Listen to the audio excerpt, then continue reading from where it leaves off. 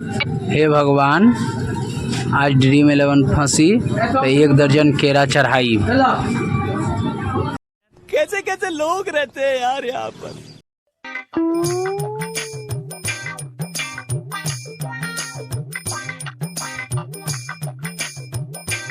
अब कर दिए तो क्या करें।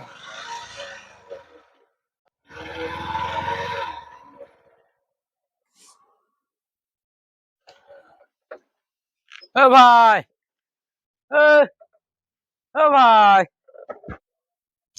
तुम्हारा सूरत नहीं खेगा। अरे मर्दावा, का कहा। क्या करो तारा इतना देर से हल्ला करता नहीं सुना था का। अरे आज मर्दावा बड़ी खुशी के बात है, आज हम ड्रीम 11 लगैली है, आज जीत जाए। तू कैसे जीता वही से कि आई 1 दर्जन केरा मानले वानी की ड्रीम 11 जीत जाए तो 1 दर्जन केरा चढ़ा।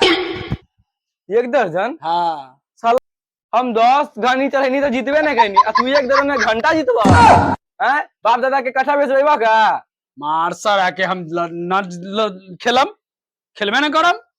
चला ऐसा बात है। चला चल। इतना देर से हल्ला करो। चलो चलो ना ना ना खेलो। भूत चढ़ल बा एकरा।